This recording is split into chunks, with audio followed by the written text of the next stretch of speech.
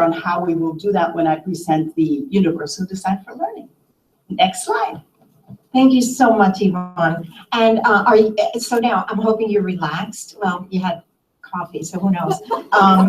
And you're focused and you're excited. Well, take a look at this. I want you to try to make sense of this. This is what we're facing. We are facing a lot of demands. And your COSESS partners hold their hands because they're probably saying, oh, what's this?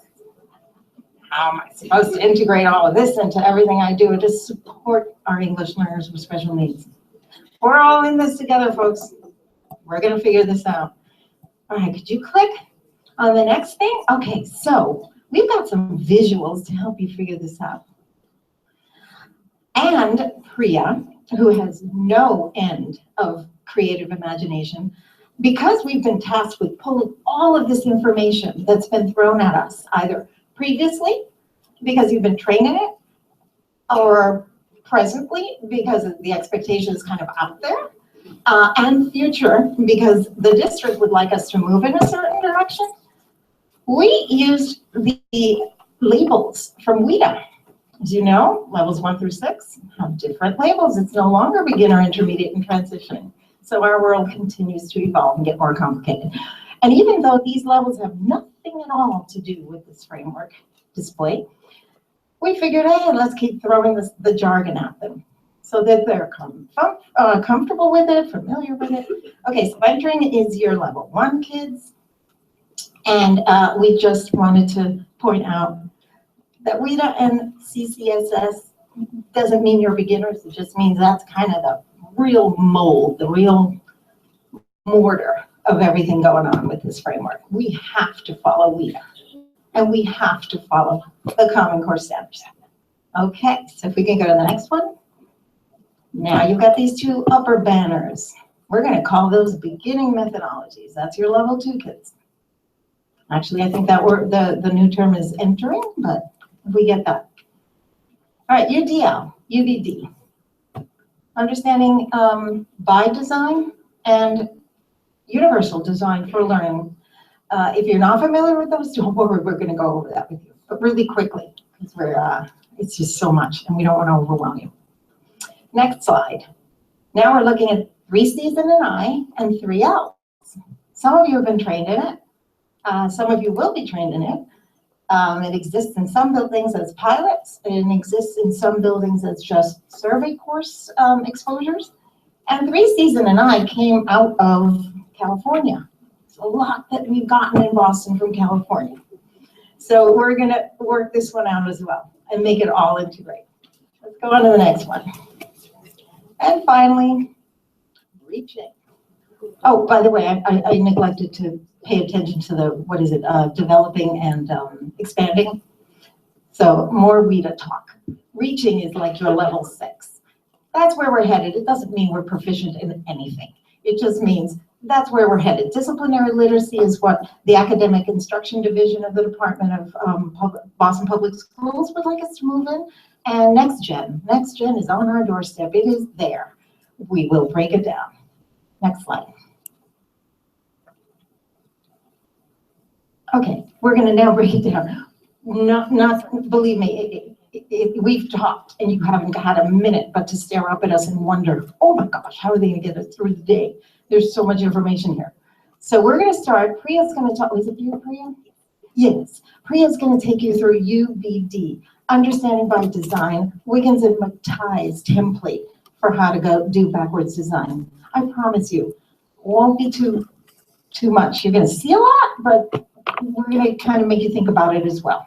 Just hang in there. We're on the first 35 minutes, 40 minutes, and believe me, it'll roll. All right, hang in there. Take a deep breath.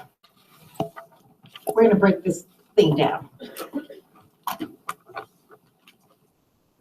All right, so again, the reason that we're calling them our beginning methodologies is because they're the ones that we're most familiar with. They're the ones that we've been using in this district for the longest.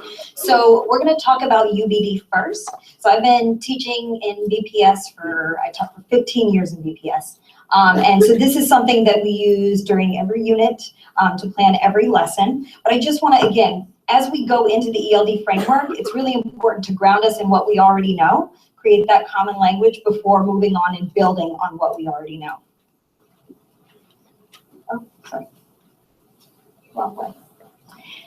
So understanding by design, UBD. So every time we hear that term, what that really means is backwards planning. Again, that's something that we are constantly doing when we are teaching in class. It's just backwards planning. So UBD breaks it down into the 3 stages.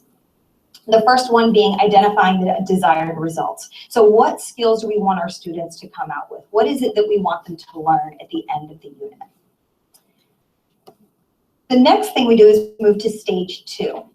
That's determining the acceptable evidence. So if we want a student to learn a certain skill, how are we going to assess whether or not, or how are we going to determine how they learn or if they learn that skill? We need evidence. So what would be acceptable evidence for us to receive from our students that proves that they learned a certain skill or answered an essential question or got the big idea of the unit that we are teaching to them? And then the next stage is stage 3. And that's the one that we're most ingrained in every single day. That is the planning the day-to-day activities. So once we plan those assessments, we know what is that final project they're going to be working towards. Then we need to plan everything that goes up to it. So that is our day-to-day. That is the thing you spend probably 90% of your time working on, is the activities, the experiences, the lessons, and all the unit design that you're creating every day. So again, since we are all coming at this from varied levels of experience, we want to make sure that everybody understands what UBD is and what the stages are. So this is another platform I used to use in my classroom. I'm sure a lot of you guys know what this is. Have any of you used this before? Anybody know where this came from? What is it called? That visual, anyone? So there's a really cool website out there called Storyboard That.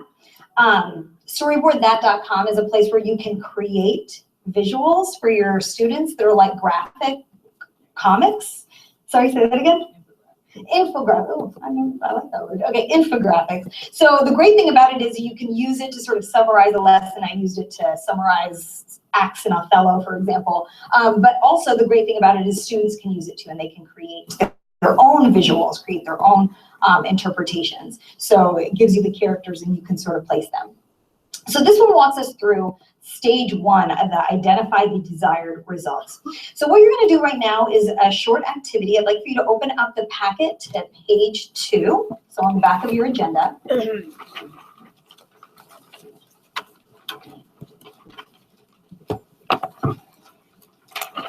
So this is a very, again, this is not going to be anything in comparison to what it is you actually do when you are backwards planning, because that takes months. But we just want to, again, go through the stages very quickly to make sure that we all have that common language, to make sure that the COSESS and the LATFs know what each other are doing. So for stage 1, the first thing you want to do is establish your goals. So my students will know blank, and I will know that they understand it because they will be able to blank.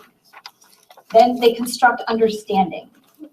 If I expect my students to learn X, then they need to know A, B, C, and D first. The essential questions, so we've all come up with those before. So what would blank be without blank? How can you do blank with blank? So those are your essential questions, the questions that overarch your entire unit. The end result after the unit. At the end of the unit, my students should be able to blank. They should also know the difference because, sorry, can't read that. Thank you. The difference between blank and blank. Finally, they should master blank. And then the after end of unit, students should be able to A, B, C, D, and prove that they can do it by showing me that they can blank. So this is the first stage broken down into detail. So what we'd like for you to do is you and your LATF and your COSESS, so the partner from your school, we want you to, with your partner, complete stage 1 for a possible learning unit. Use the content area and grade level of your choice that makes most sense for what school you are coming from. And again, this is a mini exercise, so you're not doing the entire everything from the essential questions to the establishing goals, but we'd like for you to take about 3 minutes with your partner to just think about what a unit might look like and what would be the end result of that unit. What are the skills you would want them to learn? So I'm going to give you exactly 3 minutes to do that. Does anybody have any questions? 3 minutes. All right, Andrea, you were smiling, so. Great.